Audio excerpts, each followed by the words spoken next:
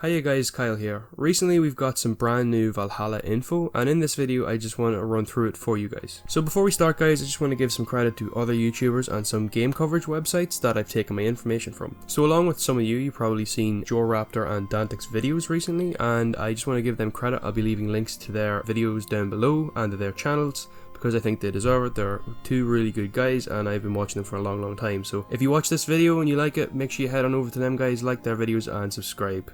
Also want to give credit to Access the Animus, as they're really good at keep giving us all this Assassin's Creed information, and also give credit to Games Radar, where I took some information from this on an article. They're an awesome place to keep up to date with everything to do with games. So like I said guys, all them links will be in the description below. Okay guys, so to start off, we've got some news recently on the download size for Assassin's Creed Valhalla. Microsoft have come out and said it'll be around 50 gigs, so that's actually not too big, and Games Radar actually points out that it's actually just half the size of Red Dead 2. This is kind of a breath of fresh air to me, because I was really worried that, you know, with all these new games coming out, these download sizes would be huge and we just would have no storage on our new consoles and would have to get these new external hard drives, which I've heard are really expensive. So I guess that's a bit of a sigh of relief, I guess. 50 gigabytes is not too bad at all, and I can definitely see myself fitting it on a console or on my PS4. Games Radar also go on to say that this 50 gigabyte estimate doesn't actually include a day one patch, so if they do come out with a day one patch, this will obviously be bigger. Who knows, it could be 1 gig or it could be 20 gig. Like, you know, we never know these kind of things. We just kind of have to play it by ear and wait and see. So guys, moving on to my next point, let's talk about the video that Access the Animus have recently put up. This video has a lot of really good and useful information in it, and I would highly recommend you guys going on to their page and actually subscribing to them, because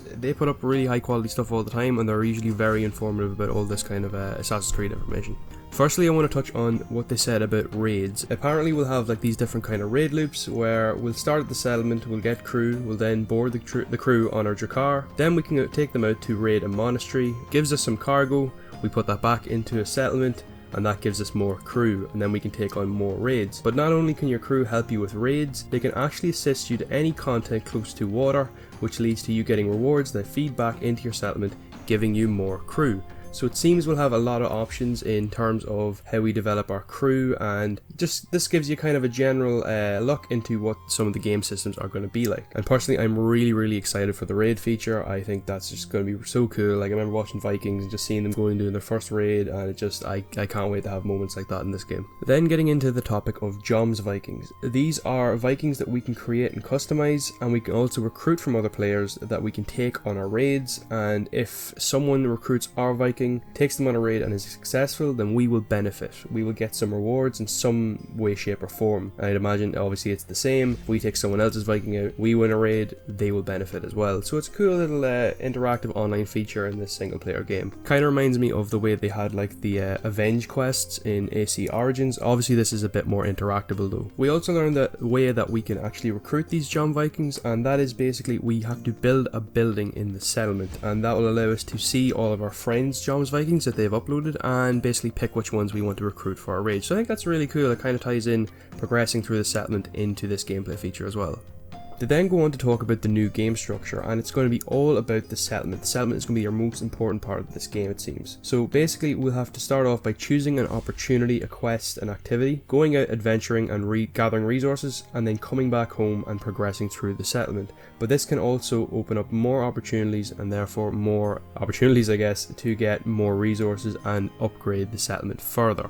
So that's going to be the new gameplay loop guys, and I really can't wait to play it. I think it'll be a cool little thing to do, and it could provide some really cool gameplay. Speaking of the settlement being central to gameplay, we also see an image of the map, and it seems like our settlement is right in the Mercian borders, basically in the center of the map. So we'll be the center point of the whole map, and we'll be able to hopefully explore from any angle. I know there'll be like level gates around most areas, so you'll kind of have to venture out as you level up, but kind of keeping it central will be handy for traveling around, I think. It is however unclear though if this is the final settlement location or if it will be changed in the future. I think it'd be pretty cool to have it in a more central location, but I wouldn't really mind where they put it as long as I get to play the game.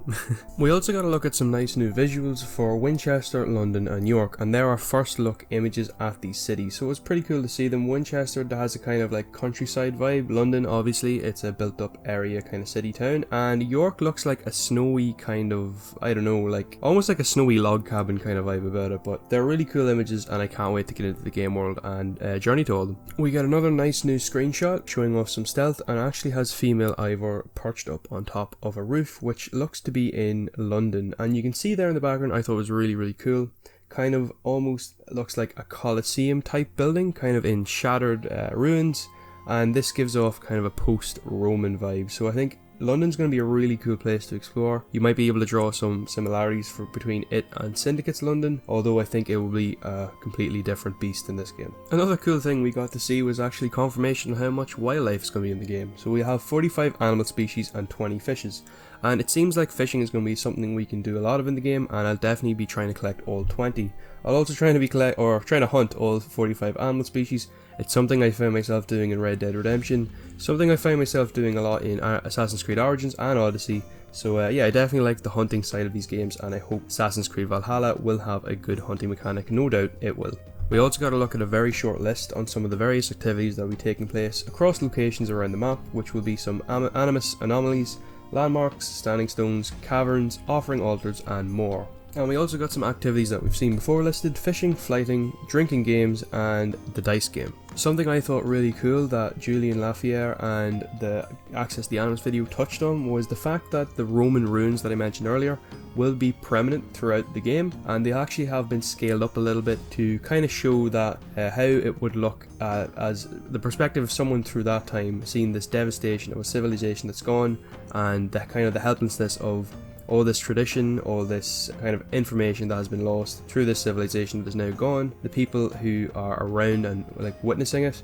cannot do anything to repair it. So they've scaled it up to kind of show, I guess, the complete devastation of one civilization, which I think is a really cool thing to touch on. We also get a look at a screenshot titled Encounters, which shows Ivor facing off against a boss, and this boss is said to be named Cordelia.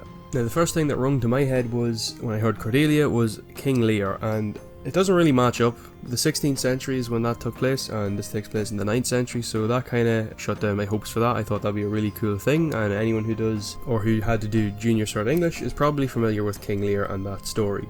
But also on this encounters page we get some news on other encounters that will be in the world, like world events, zealot warriors, military patrols, bandit ambushes and Drengar. Now these zealot warriors haven't been announced before, and I think they could be one of two things. They could either be these highly devoted god worshippers that you've seen in the gameplay. You've kind of seen some almost mythical gameplay of Ivor fighting these bosses and that kind of thing. I think they might have something to do with them, or possibly they could be the Templars in the game, and I think that would be pretty cool to see a random world encounter to do with Templars. Maybe we'll have to take out some captains or some informants, something like that. That'd be really cool. So guys, with that, that's pretty much all the new news we've kind of found out about Assassin's Creed Valhalla so far. That's pretty much the Access the Animus interview covered, the Games Radar article covered, and some things that Dantics touched on, and JorRaptor obviously as well. So guys, like I mentioned before, them links to them guys' videos will be down in the description below. I highly recommend you guys go check them out, subscribe, leave a like, maybe even leave a comment, let them know I sent you. It'd be pretty cool. And yeah, this is going to be all from me today, guys. If you liked the video, please leave a like, or if you want to see more content like this in the future, please consider subscribing, because I want to bring out as much content on Assassin's Creed Valhalla, Assassin's Creed Origins, Odyssey, whatever it is Assassin's Creed, as I can. So if you're interested in that, be sure to stick around, hit the subscribe button, and I'd really appreciate it. Thanks again guys for watching, and thanks for all the support. I really do appreciate all of it. Like I said before, that's going to be it for me, and I really do hope you enjoyed this video. See you all in the next one. Bye.